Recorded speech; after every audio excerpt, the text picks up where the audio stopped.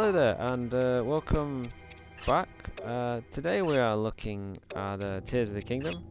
I've been playing this for a number of hours now. I think I've put in 20 plus hours of this game so far. It's excellent. It is more of the same.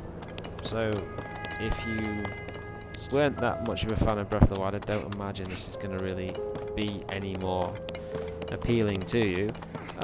But I've played, as I said, about 17, maybe 20 plus hours of this so far, and I've enjoyed myself. It is more of the same, of course, but there is a lot of improvements, which we'll get onto in a minute. But the cons of the game are it does still have the weapon breaking mechanic, which is kind of irritating at times.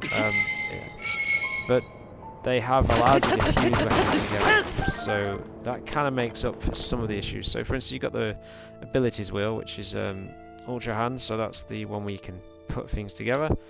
Ascend, as you can go through items, travelling up like caves and stuff. It makes things a little bit easier to, instead of climbing, because Link has this nasty habit of slipping a lot of the time.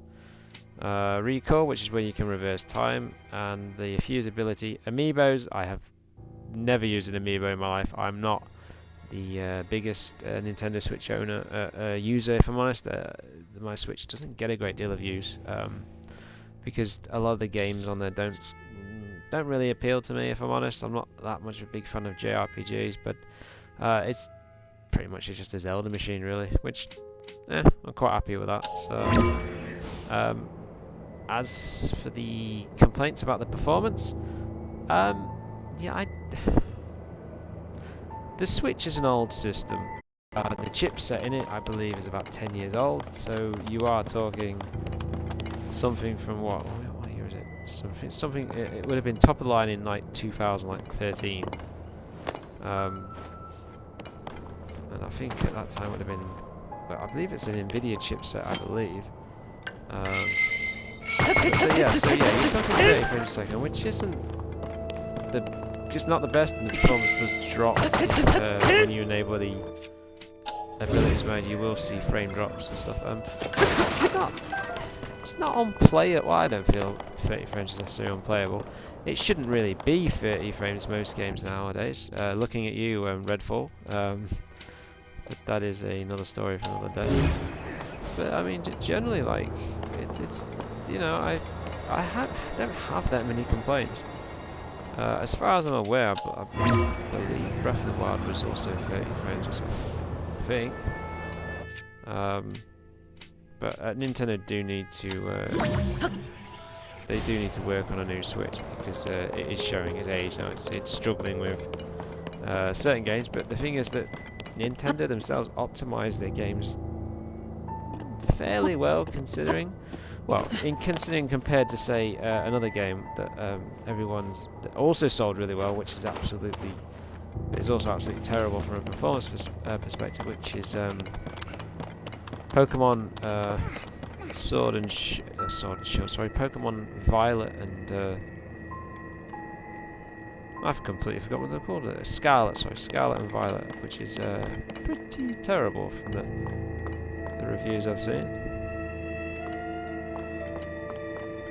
But if they can produce Nintendo can produce a decent game, I don't see why Game Freak can't produce something that actually runs when there's not a glitch fest. But maybe that's just the quality of the company. And but yeah, so I don't know. It's a weird one, but it's to me, I don't think it's game breaking in any way as well. It could be better. It'd be nice to run a bit faster, but. Really, I don't actually know what the history of how many Zelda games have ever run at 60 frames a second. I'm not really sure. I've never been that bothered. I suppose nowadays it is a little bit more important, I suppose, especially if you look at, for instance, GPUs at the moment.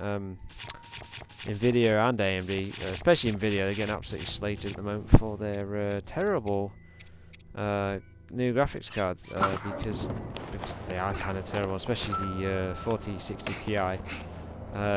2 years, 2 years of work for I believe about the same price, if not a bit more, and it's the same performance as my current card, which is the 3060 Ti in most games, not all, but a great deal of them. So there is an argument to be made now that with consoles obviously they're optimized, so you don't have to worry as much about VRAM requirements and stuff, but it's becoming a bit of a joke, to be honest. 8 gig of RAM is even struggling at 1080p, as I discovered that with Resident Evil 4.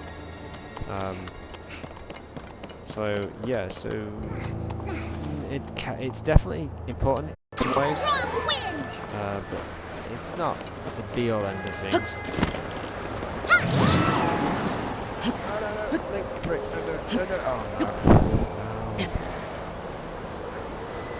Is there a way I can get out of this without dying?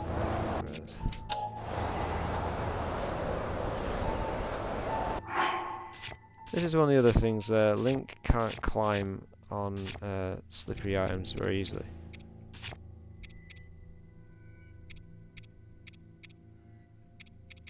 And I think I'm in trouble.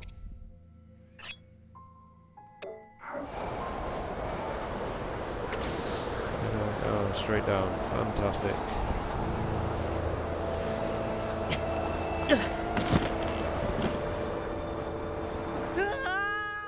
Bollocks. That's another thing with this game, is also did it get me across? It did not.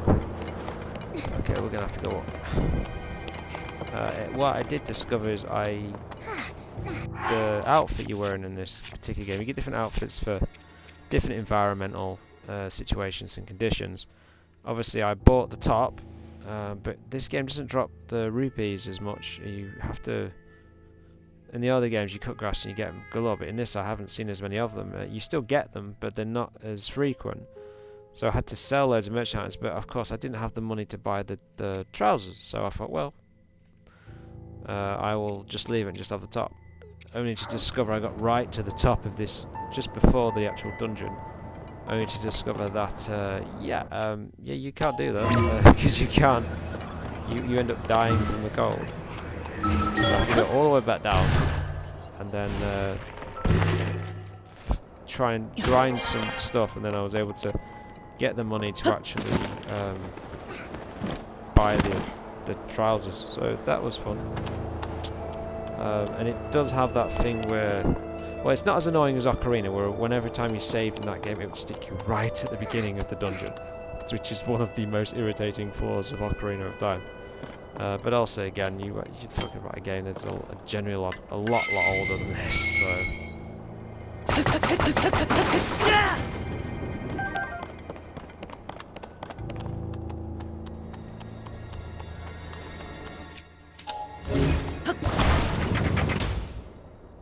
Speaking of Zelda and Ocarina, I've just picked up the 3DS version of Ocarina of Time, and it looks quite good.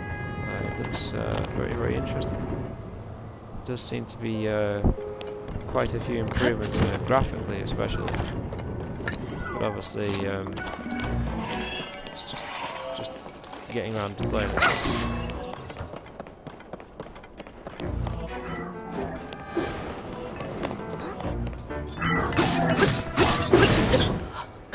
And that one hit, that's annoying. There. One hit kills is not fair.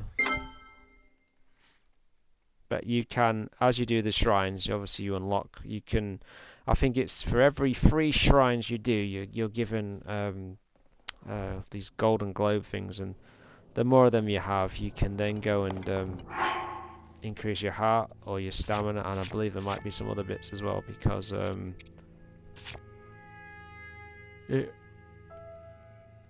excuse me. There's a gap in the ability as well. So obviously something else I imagine would go there as well. As to what it is, I've not got to that bit yet. Right, that's what needs sword shield. fusing weapons in this game is quite a lot of fun, and it negates some of the issues with breakable weapons.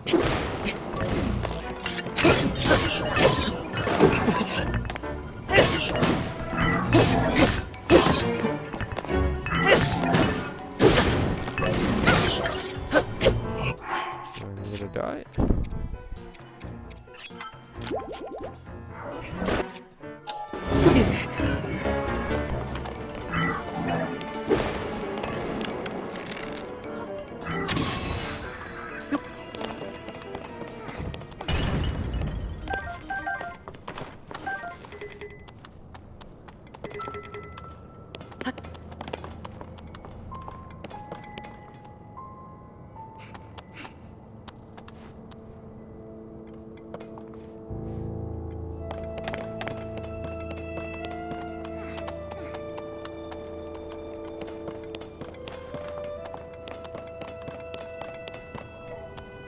If you can blow a hole in that wall.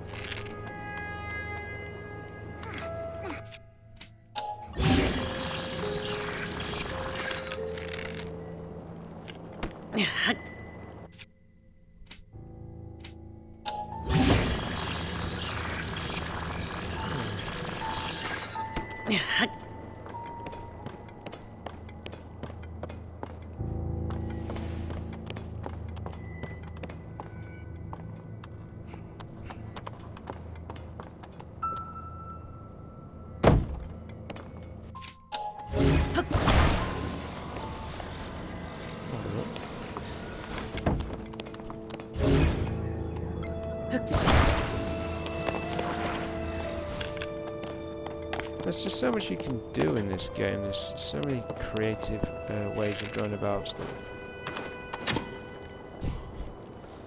Okay, I think we need something a little bit. Let's try a fire.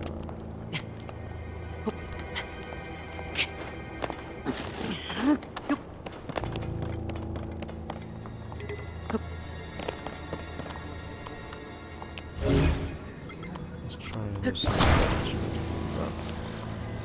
And drop it.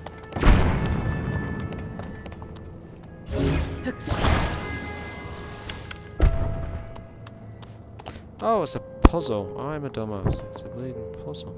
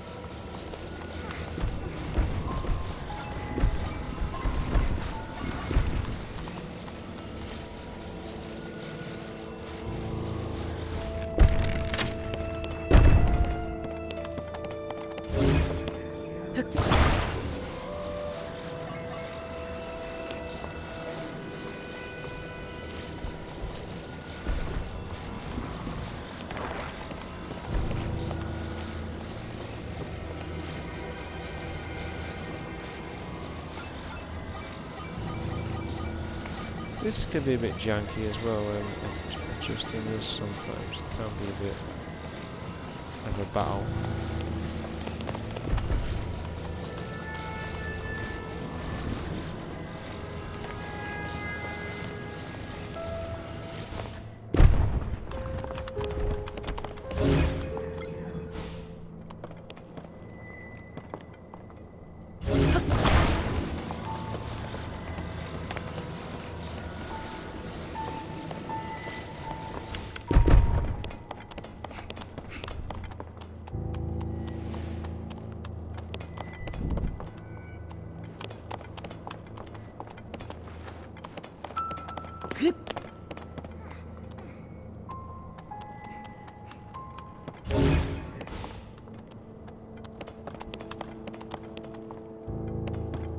Shit.